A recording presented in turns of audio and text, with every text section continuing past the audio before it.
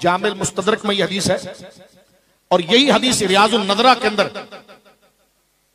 سادات کی سند سے ہے۔ امام جعفر صادق کہتے ہیں میں نے اپنے والد سیدنا امام باقر سے سنا، سبحان اللہ۔ سرکار امام باقر کہتے ہیں میں نے اپنے ابو سید السجاد امام زین العابدین سے سنا۔ امام زین العابدین کہتے ہیں میں نے اپنے ابو مولا سید الشہداء شہید کربلا مولا امام حسین سے سنا۔ امام علی مقام کہتے ہیں یہ بات میں نے اپنے والد حضرت شیر خدا صد اللہ الغالب مولا مرتضیٰ سے سنا۔ دیکھیں بالکل یہ سند اس طرح اوپر، اور وہ کہتے ہیں کہ میں نے رسول اللہ سے براہ راست یہ بات سنی۔ کیا تھی؟ حدیث پاک سنیے، سرکار دو عالم صلی اللہ علیہ وسلم اپنے صحابہ کے ساتھ چلے جا رہے ہیں، جس طرح لوگ چلتے ہیں چل رہے ہیں۔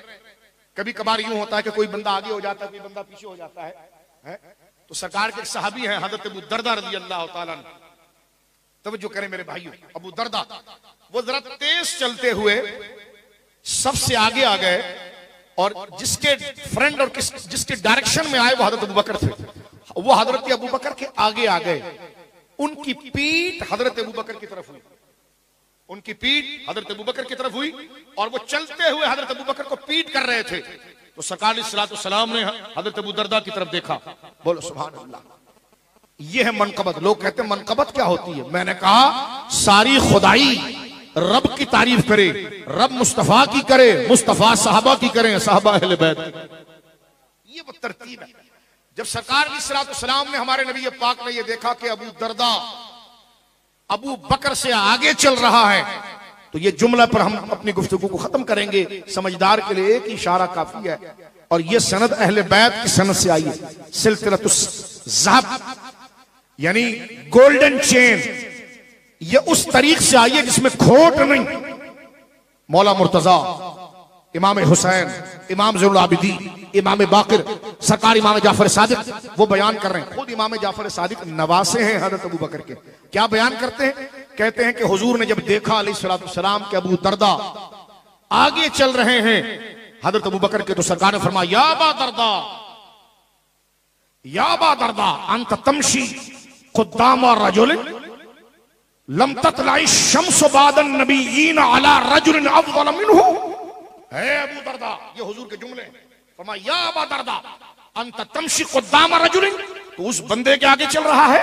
اے ابو دردہ، کس کے آگے چل رہا ہے؟ فرمایا انت تمشی قدام رجل، تو اس بندے کے آگے چل رہا ہے لم تطلع الشمس بعد النبیین علی رجل افضل منہ۔ فرمایا اس سورج نے نبیوں کے بعد کسی کو نہیں دیکھا کہ جو بندہ ابو بکر سے زیادہ افضل ہو۔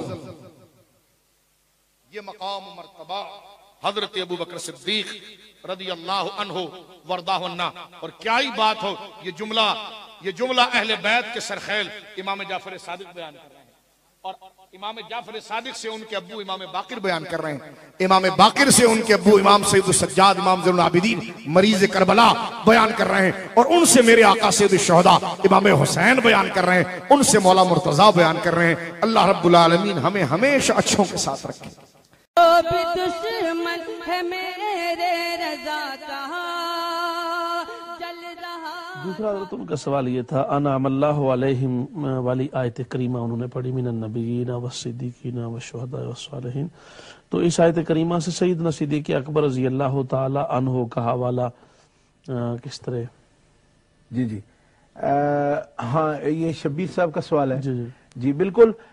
دیکھیں، انعم اللہ علیہم سیدھی سی بات ہے کہ اللہ احکم الحاکمین جل وعلا نے مسلمانوں کو یہ حکم فرمایا ہے کہ دعا کریں، اور جن بندوں پر اللہ نے انعام فرمایا ان کا راستہ جو ہے اللہ احکم الحاکمین جل وعلا سے ان کے راستے پر چلنے کی اور ان کے راستے کی پہچان کی توفیق مانگے، اہدنا الصراط المستقیم، اور پھر اس کی تشریح صراط الذین انعمت علیہم۔ اچھا، یہ اللہ کا خاص کرم ہے کہ انعمت علیہم پر پھر بات کو چھوڑ نہیں دیا گیا، دوسرے مقام پر اس کی تشریح کر دی کہ جن پر انعام ہے تیرا وہ کون ہے، تو فرمایا وہ النبیین والصدیقین والشہداء والصالحین وحسن اولئک رفیقا۔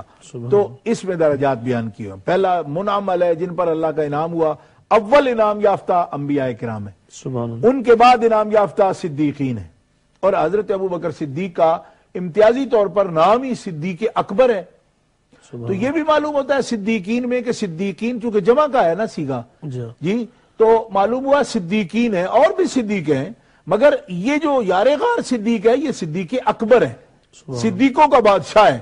تو اس لیے انبیاء کرام علیہ السلام کے بعد جس ہستی کا سب سے بلندتر مقام ہے وہ حضرت ابو بکر صدیق رضی اللہ تعالیٰ عنہ ہے۔